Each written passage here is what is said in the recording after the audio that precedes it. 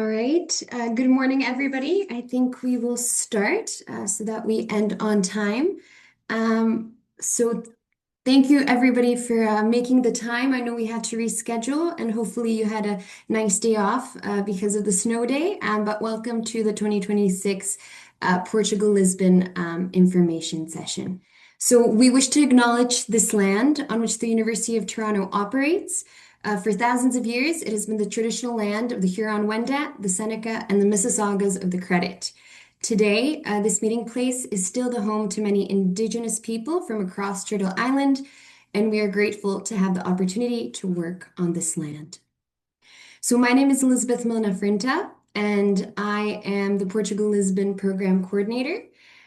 Today, Professor Anabela Alves dos Santos Hatu will be joining us from the Department of Italian, Spanish, Portuguese, and Latin American Studies. And then we also have two student speakers who did this program last year, so Sydney Pacheco and Nicolas Rodriguez Isabel.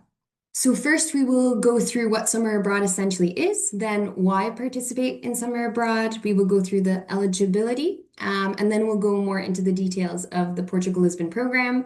So Professor Hatu will be speaking about, what you can take away from it, why the department recommends it, and the student speakers, they speak about their student experience. I will then go through how to apply, the financial aid, and the next steps. So what is summer abroad? Summer abroad has been around since 1972, so we've been around for quite a bit of time. You can think of summer abroad, so think of it here at U of T. If you want to earn one full course credit, you need to take the course, the fall and the winter semesters. Whereas with summer abroad, you get to take that course. So the course takes, place 4 to 6 weeks. In your case, it would be 4 weeks, and you earn that same one full course credit. The courses are relevant to the location, meaning you'll be learning Portuguese in Portugal.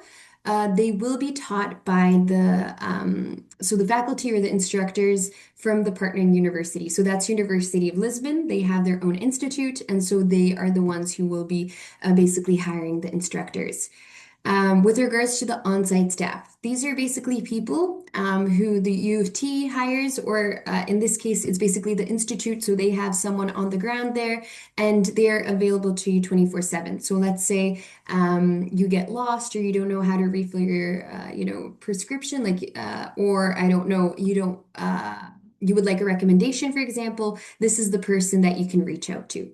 All of the arrangements in terms of residence, the field trips, even the academic side, that is done by the U of T Summer Abroad Office. So you become eligible. So you're a U of T student, and you need to have a CGPA of 1.75 or higher. So those are the first, check boxes that you need to check.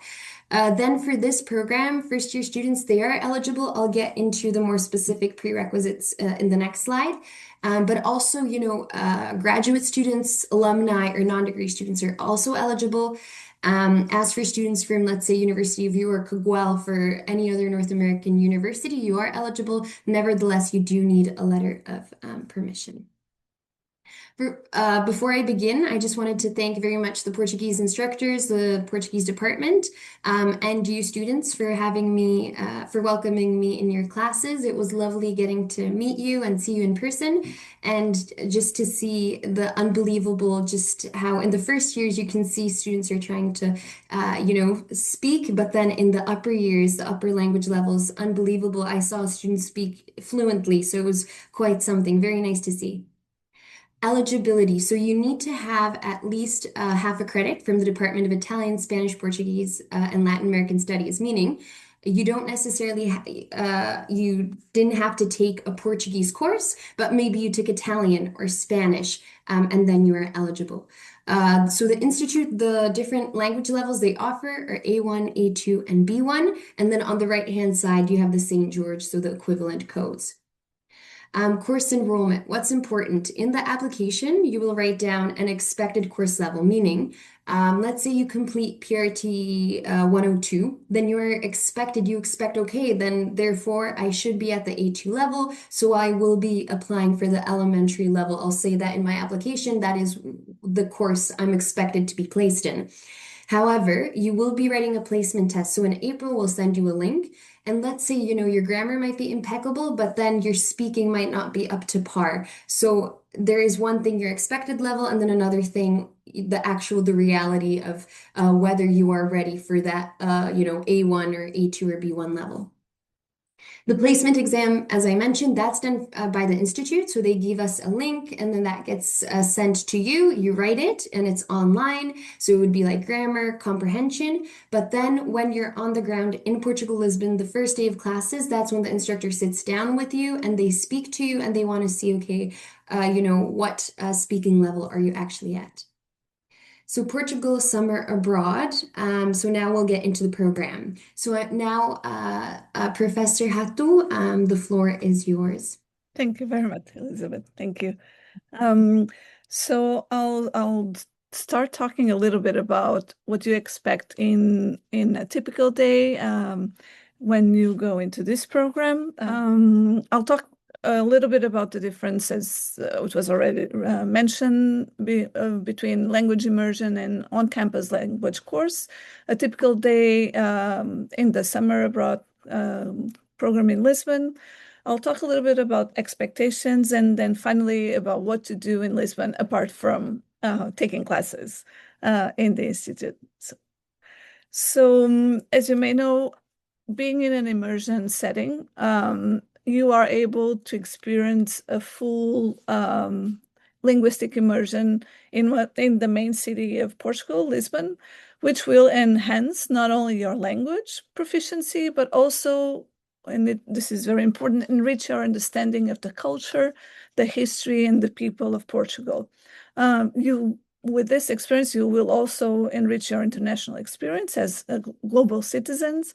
You'll be able to develop connections with both members of the Portuguese university community, students and other instructors, and also other international students. You'll be able to engage in cross-cultural learning environments, and the summer abroad program is very interesting because you'll see that there are many students from many different countries taking courses during the summer. So it's a very rich environment, and this is done in small class educational settings and also in real-life contexts with local native speakers. In terms of the advantages and why we strongly encourage students, if they can, to do this immersion experience, is you'll have an incredible increase of the amount of exposure to the language while you are there. You'll be contacting daily with the language inside and outside of the room in all interactions. Plus, the language contact in the classroom, which is very different from when you have a 2 to 4 hour weekly in-class exposure during a term. You'll be also in a naturalistic environment, which means that you will be engaging in daily activities in the new language.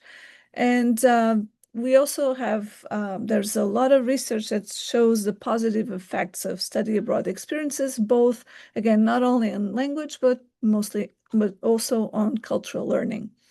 However, this really depends on the amount and the type of language contact on your personal choices. So to make the most of it, you really have to go with this mindset of trying to observe and learn the most you can and try to communicate as much as you can in the language.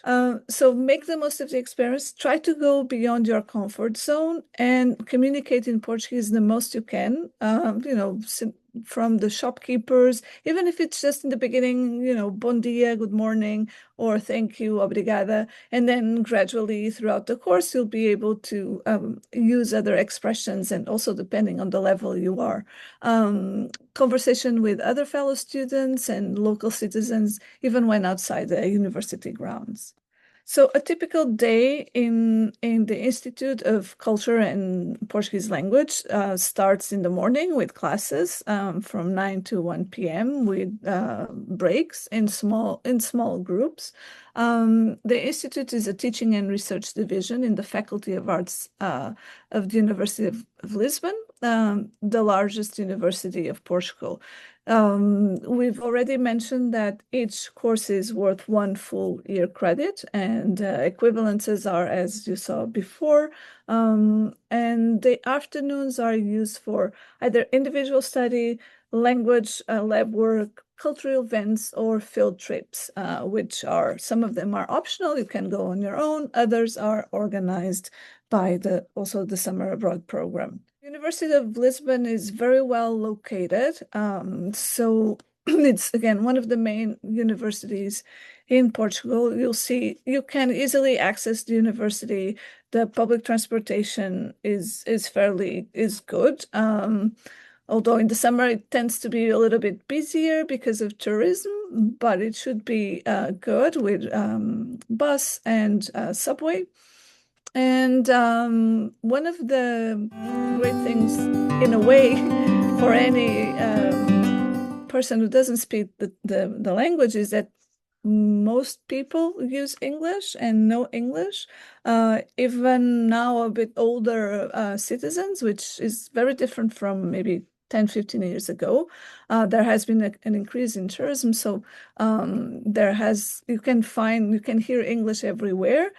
From the perspective of a language instructor, that's not great, right? Because it's very easy to switch to English. So it's like you have to do an extra effort to actually use the language because in the past, there weren't as many people speaking English, but nowadays, from younger to older or more senior people know a little bit of English, so they might try to communicate in English, but you should do the opposite, right? And really reinforce that you are learning Portuguese and you are trying to use Portuguese as much as you can.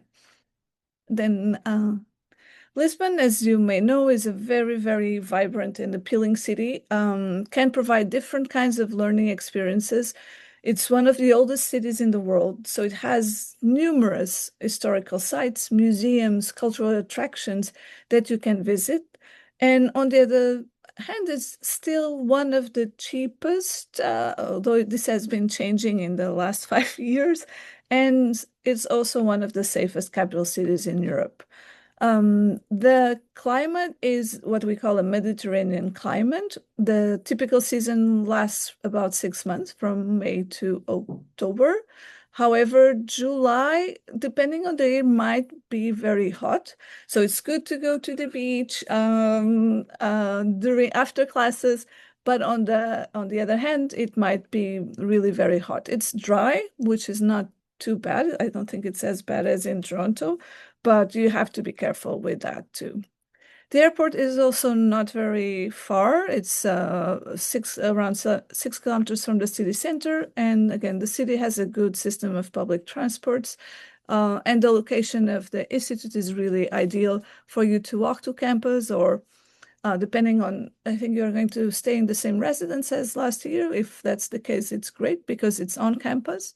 It's really very close, but it's very easy to move around in the city. So you have, again, a variety of experiences that you can have in Lisbon, from monuments, important monuments historically from the 16th, 17th century, museums, different types of museums, the Tile Museum, the Fado Museum, art museums, also many, many shopping malls, as many, maybe not as many as in Toronto, but still a few and big ones. You also have some nice green spaces and parks, and there's many places to do really nice sightseeing, to see the river and then the ocean a little bit further.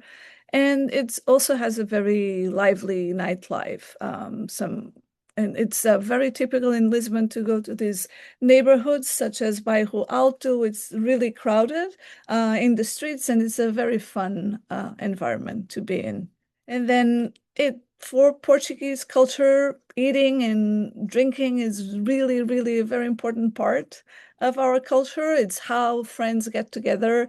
So there are many different places to go out. Everywhere you go, it's you'll find a nice place either to have a meal or sweets such as the pastéis de Belém that we can also get here in Toronto and around the world.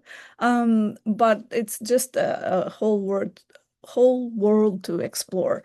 Um, then in Lisbon, you have this typical feature, the typical Lisbon neighborhoods, which are very interesting to visit, such as Alfama, where you can find restaurants and cafes and places where fado is sung. And there's also the Museum of Fado. And then near Lisbon, there's also plenty to do. You have beaches such as in Carcavelos, Rábida, which is beautiful, and then palaces in Sintra. And all of these are easy to go by bus, for example, or train. So these are a few links. I just updated them for the summer abroad, the institute, our department, and just a quick note about the awards. The department currently has the one award. I'll write the link on the chat and the name. It's the Buchanan Award, and this award you can apply for if you have completed 2 credits in Portuguese. And then we have others, but you wouldn't be eligible because these are for Latin American or other places or Spain. But this in particular, I'll just put the link on the in the chat. Thank you very much, Professor Hatu. And now we'll move on to our first student speaker, Sydney Pacheco. So, Sydney, the floor is yours. Awesome. I'll just say what some of these pictures are really quickly. In the bottom left, that was me and my classmates. So we are a very small cohort in our classroom, which was nice. It allowed us to get to know each other really well. The top left is me and a few of my classmates. You can also see Nikki, who's also one of the other student speakers in this picture. So this is on our U of T field trip to Sintra.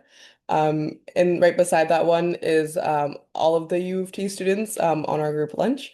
And we have our on staff, our not on staff, on site coordinator, Nadia, who is there giving the peace sign. And below that, that was the lunch I ate that day, which was octopus. So there was a lot of really nice seafood that you're able to indulge in Portugal. And I love seafood. My family's Portuguese, so that was really awesome. Um, Beside that, to the left, that's me in Lisbon on my first day going downtown to downtown Lisbon, because the university campus is located a little bit north from the central downtown area. It's very, very easy to get to, though, by the metro. And then to the right, there's me and one of my friends, Katarina. And then above that, those two pictures are from the Tau Museum that we had gone to. You can also see that I've painted a little tile. That's one of the activities we got to do during one of our field trips was before we got to explore the museum, we got to take the time to learn how to paint our own tiles, and you could do your own design, or you could also do the designs that were pre-established. So those are just some of the fun things that I was able to get up to. And then I have another slide. So same picture of me in the Child Museum, but in terms of how this program helped me in learning Portuguese, as you saw in the picture beforehand, my class was very small. So that meant that the professor was able to give a lot of one-on-one instruction and was really able to help get to know each of us individually and our personal learning needs, like and how they had to be met. And also the classes in general, they were very intensive. So as it was explained, we have classes from 9 a.m. to 1 p.m. There's usually a bit of a coffee break in the middle of them, but very, very long, and you are being, even if you have no prior experience to Portuguese, you're actively being asked to speak in the language, being asked to engage. When you do go on your coffee break, you are going to be conversing with the people there in Portuguese to make your order. So there's a huge emphasis on using the Portuguese language in the classrooms, even if you're in the really beginner levels like A1. They are very fun though. It's a really good time. You will have to be able to manage the homework that they give you because not only will you have class from 9 to 1, they'll usually give you some homework assignments to do. So it's really important that you keep on top of them. So when the midterm and the final comes up, you're not caught too off guard. But if you are keeping up with what is being dealt with in the class, it will be pretty manageable when those two bigger portions of the coursework come around to be completed. And then in terms of just being in Lisbon in general, like it was mentioned beforehand, you are immersed in Portuguese culture everywhere you go. And it was really wonderful to be able to just basically try to communicate with just shop owners and people on the street. I had people always talk to me in Portuguese first, and I would try to communicate in Portuguese first to the best of my ability. Sometimes I'd have to go to English, but for the most part, I would try my best to answer back to them in Portuguese. Also, my professor, he gave a lot of recommendations of places to go, which was quite lovely. He had a friend who owned this game store eatery place. So he was like to all of us in our class, "Oh, you should go there. Tell them that you know me." Da da da da da. So there's a lot of opportunity to also just in general find community and find people who want to engage with students who are trying to learn the language. Thank you very much, Sydney. Thank you. And I know that Sydney actually took a video of the residences. So if any students would like to see that video, would it be all right if somehow maybe I could get it to them? Yeah. Thank you, because Sydney was very helpful in getting me all of the footage, so that was great. And now on to our next student speaker. So Nicolas is on deck. Let me just change the slide. All right, Nicolas, the floor is yours. Okay, so like Sydney, I'm just gonna talk about some of the pictures first. So the top left part, like one of my favorite things about being in Lisbon is that there was so much street art everywhere. So that's just one picture I took. But almost every block there's something, something cool. The bottom left picture is a bunch of sausages that I had at a restaurant, and they were amazing. And then the next one was the beach. I think that's one of the beaches that we would go to a lot of for class, Turk de Velos, which is not far from, you just take the subway down, take the train quickly across. Then the picture above that is at a restaurant that we went to, and just showing the beautiful views that you'd always see. And then the picture on the right is me at a soccer game for my family's team, Benfica. So it was really nice. Can go to the next slide. So why I chose the program, my parents are both Portuguese, so I wanted to be able to learn more of my heritage language. And it was a good opportunity to spend a lot of time in Lisbon. I haven't spent that much time in Lisbon. I've been there a couple times growing up, but it was a good opportunity to spend a good amount of time and explore my parents' country more. I did, and a big part of it was getting the full credit out of it because, it's amazing to get a whole year credit out of 4 weeks. And some of the traveling that I did, I went to the Azores for one weekend, and then another weekend, some of us went down to the south of Portugal, the Algarve. So there's a lot of opportunities to travel around Portugal. And also, I know some people that went to Spain or France or Morocco. So a lot of opportunities to travel too. You're not just limited to Lisbon because you do have your weekends off. So there's lots of opportunities with that. Yeah, okay. So I'll talk about the residences now. So the residences are new. They were made, I think, in 2023. So they're not that old. They're modern. There is no AC. That's probably the biggest concern. But each room has a balcony. So a lot of the time, if you were really hot, you can just open the door to the balcony. The blind would cover the balcony door anyway, so you wouldn't wake up with a light. Or some people bought a fan if it was really hot, but it was never that bad. Um, there's a shared kitchen on each floor, each wing. There's like two sides of the floor. Each floor has their own kitchen. Their shared kitchen has fridges, stoves, microwaves, oven, everything you can need. Sinks. There are some single rooms. I think the majority of people have double rooms. I was in a double room, and almost all the time you're placed with a local student. I was actually the only person that was placed with another UT student, which was nice. But a lot of the time people are placed. Most of the time, everyone was placed with like a local student. And there's a shared bathroom. And then each again, it's the same toilet and shower. But everyone has their own desk and your own bed and closet space. And then there's a laundry on each floor. Like there's two laundry rooms on each floor. You just have to provide your own detergent, but other than that, it's free. There's no coin system, and there's a dryer. It's super easy. In terms of food, there was a 5-minute walk to a cafeteria that was nearby, which I think was €3 for a meal. And it was a good sized meal, and it was like good Portuguese food. It was really yummy. Um, and the room got cleaned once a week. I think every Monday. You just have to leave your sheets. If you wanted your sheets to be washed, you just leave the sheets on top of the like crumpled up into a ball on top of the bed, and then they would give you new sheets. And then they would clean the room, clean the bathrooms, just do a sleep mop. Um, Another good thing is that there's a lot of good restaurants there nearby. So if you didn't want to necessarily have the cafeteria food, I remember one time there was a sushi restaurant nearby. I went to that, or there was a lot of, traditional Portuguese restaurants nearby or bars. So there's a lot of good options if you don't want to go to the cafeteria. And there's a lot of cafes for breakfast too, especially like in the building that we had our classes in. I think there was like two or three different cafes that sold like quick breakfast food, coffees, juices, whatever you needed for breakfast or lunch. Another good thing is that we were right beside the subway line. I think it was like a 3 or 5 minute walk from our residence to the subway line. So it was super nice and convenient to be able to just go straight anywhere in Lisbon, from our residence, so downtown. And we weren't far from a big bus stop. So if you wanted to go on like a trip that weekend, for example, super close to the bus stop. And there's a movie theater nearby. There's lots to do. There was no breakfast plan, like I said, but again, most of the time we would just bring a couple of euros, get a little sandwich from the cafe in the morning, super easy.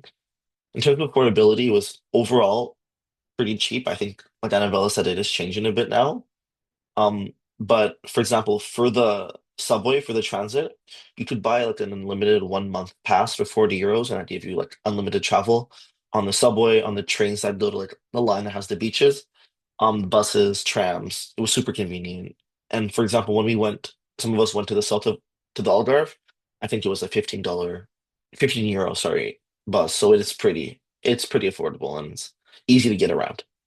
Yeah, I think that's all. Thank you very much, Nicholas and Sydney, for those student experiences. And if there are any questions, then I guess from the students, I'll be sure Nicholas and Sydney said they'd be more than happy to be connected with them, and they can, of course, give you a better, I guess they can tell you everything that they experienced there. So if you have any questions, please feel free to reach out to me, and I can always connect you. So now we will get into more the program itself. So first of all, the program, so this is the sixth time that we're offering it. And so over 85 students have participated. Absolute beginners are welcome. As you saw, there was like a A1 level. So even if you've never, let's say you've taken Spanish before, but never taken Portuguese classes, you can participate in this program. There on the screen, you can see the program dates. So that's Tuesday, June 30th to Wednesday, July 29th. That means the time that you are in Portugal. Then the dates of the classes, I will show you those dates a bit later. All classes are mandatory. This is an academic program. So, of course, feel free to explore Portugal, but make sure that you're always attending all of those classes. As for the activities, as Annabella mentioned, there are some activities that are organized by the Institute, other are activities that are organized by us. And then the classes at the ICLP, we went through all of that. Accommodations, you'll be staying at the residences. So accommodations and meals, Nicholas went through it very nicely. So just to watch out, you might be staying in a double room. In most cases, the students did stay in double rooms, and even in this year. And if you do want a single room, then it is a plus charge. So you will have to pay more for a single room. There is Wi-Fi, and then the close proximity because it is on campus. So some students did walk to their classes. Seeing as there is no meal plan, students they would go to markets and they would buy food for themselves. They would prepare food, but there are also a lot of cafes in the actual buildings themselves, so you can always buy food there. Here are some pictures of the accommodations. This is from a few years back. So now the rooms, they do look a bit more modern. And I know that Sydney took a video. So if you're interested in seeing what the residences looked like last year, just you can write me an email and we can send that video to you. Just so you have an idea. So it isn't, don't think of like an apartment style. It's very much a student residence. Getting there. There is no group flight, meaning it's not like all of the U of T students are going to get on the same airplane. Nevertheless, we will recommend flights. These are usually flights that are, the most affordable. They're direct flights. And let's say by this point, you would have already done the pre-departure orientation around April. So you will know some of those fellow U of T students, and you can say, hey, maybe do you want to fly out with me on that same flight in case you don't feel comfortable flying alone? Nevertheless, you are in charge of basically finding your own flight ticket. So you do have to meet in Lisbon on Monday, June 29th. This is so you can sign in to your residence, and then on Tuesday, so classes start. Transportation, as was said before, you will be either walking to classes or you can, of course, take the different, whether it's the tram or the buses that are available there. On our website, you can find the different student communities if you're interested in, what their experiences are, their challenges, and so on. There are also site specific. So if you're interested, how does Portugal deal with, or, how accessible is it there, and so on. We also have a program coordinator that can help you. So if you have any questions, you can email the email is right there on the slide. So now going into the application process. So first of all, you do not need to upload your transcripts. We have access. Oh, sorry, I need to go back. We have access to those transcripts. Please do note there are two parts to the application. The first application is basically filling out, all the information that usually goes into an application. And then the second part is the online recorded interview. So once you submit the application, then within 48 hours, you should get a link to Akira Talent. So it's like an online platform. You click on it, and then you go through the online recorded interview. So the application fee, 210, it is non-refundable. In the application, you can select, so let's say your first choice would be Portugal, and then your second choice, that means if you do not get into Portugal, is there any other location that you would consider going to? You don't have to fill out the second location, but you're more than welcome to. It will not cost you more. Please do remember to press submit. So the minute you pay the 210 application fee, that the application doesn't get sent in. You actually have to pay and then you press submit, and then we'll actually receive your application. Admission criteria, it is not first come, first serve, so you have until February 4th. We will be looking at your academic records, so that means your marks, and then in your personal statement, so in the written application, we'll ask you, why have you selected this particular course? How does it align with your academic or personal goals? So let's say, some of you might be studying Portuguese, it might be your major. For others, it might be a minor, or it's very much way outside your field of study, and that's okay. Just let us know why is it that you want to go to Lisbon, and just have, a clear connection. So maybe it's something to do with family, a family connection, future plans, career-wise, and so on. Then, as I mentioned, you have the video assessment. So this is when there are 3 recorded questions. You get a prompt. So for example, it reads, how would you deal with the situation when there is no AC? You read it, you have 30 seconds to think, and then it starts recording, and then you have 1 minute to talk about how you would deal with it. We just want to see how, like, let's say, as Nicholas and Sydney said, if there's no AC, are you flexible, And then also don't use AI, please. We can tell. Sometimes you can see students looking at different screens and so on, and unfortunately, then we just have to pull the application. Here are important dates. So February 4th, that's when both the written application and the videos have to be sent in. So don't forget, you submit the application and 48, so it should take us, usually it's much quicker, but it can take up to 48 hours. That means if you're starting your application on February 4th, it's due at 4 p.m., so it's already late. So please try to get that in as soon as possible. Then the week of February 23rd, this is when the admission letters will be sent. And if you decide, okay, I want to go to, Portugal, then so that we know you're serious about it, you put down a $1,000 deposit. So for example, if you receive your admission letter on February 23rd, you have until March 2nd to let us know whether you're going through with the program. In April, we'll send out the placement test links. April 16th, this is when the remaining fees are due. And then April 15th, the pre-departure orientation. This is where we're going to be talking about, just safety tips, tips on, what you can do in Portugal. And it's also, there will be a meet and greet, meaning an in-person event where you will get to meet other students who are doing this program. So there will be opportunities for you to kind of meet your cohort. This is just a screenshot of the application. You can see there are many parts to it, just so that you have a sense of what it looks like. Cost of studying in Lisbon. So you can find this on our website. It's a chart. So here you can see in this table, the first half, these are all of the fees that are paid to the U of T Summer Abroad office. So the application fee, course fee, incidental fees. And you can see there is a difference between, so domestic students pay less than international students, and that's because of the course fee. The second half of the table, these fees don't go to the summer abroad office, meaning, for example, when you buy your flight ticket, that goes to the airline. The same thing with the meals. You're buying that in Lisbon, so that's going to go to the vendors. The reason why it says variable, for example, on medical travel insurance is because, some people, you're all going to have different insurance plans. The same thing with miscellaneous expenses. Some people, let's say somebody who traveled out, I don't know, to Morocco, then that would go higher. Some people they eat out a lot, so those fees would go up higher. But the approximate total, this is the rough amount that you should be paying. But it's of course dependent on you how much you decide to spend. Finances. So definitely start budgeting now. Final payments will be due in April. You can always reach out to your registrar's office and they can let you know the different scholarships, bursaries, awards that are available to you. Colleges. So, for example, if I don't know, you belong to St. Michael's, Victoria College, you can ask them, do you have any travel awards?